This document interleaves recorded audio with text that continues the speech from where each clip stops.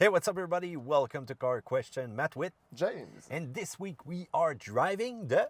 Jeep Wagoneer. Not the Grand Wagoneer, No. the small Wagoneer. Over the time there has been a lot of vehicle that has been called Grand. Name me a few of those, James. The Grand Highlander. This is brand new. Yeah, the brand new one. Grand Caravan, Yes, Grand Cherokee, yes. and Grand Lost, and I don't know what to say anymore. There's the Grand Voyager, the Grand National, the Grand Prix, the Grand Dam, the Grand Marquis, the Grand Vitara. Yeah, I forgot it. I forgot about it. And you've got also one of the most notable car over time, the Grand Torino. Oh, Clint Eastwood. Yes, there you go. Gotta love that movie, by the way. Go check that out. This is a really cool movie. It doesn't revolve around the car, but you know, It's there. it's there. That's what we like about movie with cars. So besides all those grand things, you're gonna ask your first question. What's the difference between a Wagoneer and a Grand Wagoneer, James? The Grand Wagoneer is a more luxurious vehicle, Matt. More screens, more power, more everything. Yes, there's a big difference between the engine, but when you look at it also, there's some exterior tweak design that makes you feel like it costs a lot more money when you're watching it. You've got that two-tone paint, those wheels are looking better, but also under the hood, they're not using the same engine. That's a big point, but they still got similar capability though. But otherwise, you know, you're gonna spend money as soon as it's written grand on a vehicle because it's grand. Grand prize. Otherwise, inside the Wagoneer, there's a lot of difference between the 2022 version when they launch it and the version of this year. So the big difference is going to be all about the engine, James. Yes, so we have now an inline 6 3-liter, 420 horsepower, 468 pound-feet of torque. And please note that the review that we are doing right now is based on a 2022 version that we're using a good old 5.7 V8, James. Is it powerful though? Yes, but less than the Grand Wagoneer from 2022 with the 6.4. I'm a bit sad about that. Can you call it hybrid because you've got the e-torque system up front? Yes, absolutely. Well, it shows a little bit on the gas consumption, but otherwise it's a lot of components, you know, just to give you that little oomph. So cool fact about this vehicle, when you look at the exterior, wow, it's huge. It's looking great though, but there's this kind of, you know, luxury touch missing when you look at it, James, because of the wheels, I think. Yeah, the wheel, you're right, because when you look at it, for a Grand Wagoneer, it's a beautiful vehicle with the tones and everything, it's perfect. But with that one, I had like a flash of a 2015 Suburban. It's kind of weird, but no, I love the exterior of that vehicle. It's beautiful with the grille, the back. It's a big square, it's a big bus, it's nice. It just doesn't feel right with the 2023 model. But once you're going to roll, you're going to see a lot of people looking at this vehicle It's normal, it's an elephant on wheels. on wheels. Let's get inside though. Comfort, enough space, but there's some touch of materials, some plastic, some button that really feel in a regular Ram or a regular Jeep, and this is unacceptable for a vehicle of this price. You know, when you want to stand out with the Wagoneer brand, with the luxury brand, you need to give a little more to the client. And how about that multimedia system?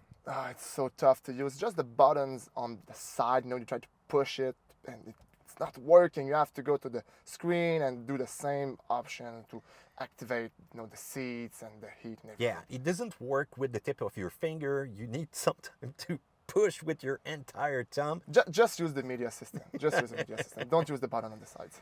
And when you get to the rear, ample space, even in the last row seat. This thing is just huge to carry everybody inside, the dogs, the family, name it.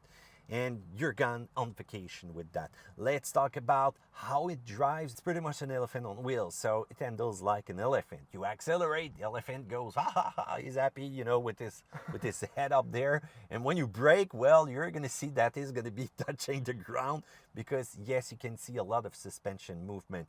Even if the system that we have is using that adaptable air suspension, and how about the different drive mode? Well, the drive mode changed a little bit the reactivity of the vehicle, the acceleration, or even how it will react with the traction control system. But other than that, it's not one of the perfect handling you're going to find on some other vehicle of the competition. It's still okay because a huge truck, well, it handles like a huge truck. You cannot change that really. And it's not really sports. It's meant to go off-road. It's meant for towing your boat. It's meant for towing your camping trailer. And this is where it shined with 10,000 pounds of towing capacity. But at a price of $85,000, Matt, would you go off-road with that vehicle? Yeah, but in the US, you are lucky because you can go for a two-wheel drive version that will start right at $59,000 US. If you want to go with a 4x4 version, though, you're going to touch to $63K. And us Canadian, starting price, wow, this is huge for a Wagoneer and not a Grand Wagoneer. And you've got also a tons of four-wheel drive drivetrain for the Canadian market. You can go with the Quadratrack 1, 2. You can go also for the one with the setup, a throw-in selector in, and you've got a tons of feature for this to go off-road. But who's going to take that elephant off-road? It's going to have a hard time going through the trees. It's so huge. If you like scratches on your vehicle, take that vehicle off-road. Now we're going to tackle more cottage roads or, just to go to camp. Don't go in deep stuff. But this is one of the vehicles that will have the most capability of them all. Just look at our diagonal test. It's really impressive for such an elephant. How about fuel consumption? Well, for the 6-cylinder, 10.1, 14.5 liter per 100. If you go with the 8-cylinder for the 2022 version, 11.7 and 15.6, a little bit more.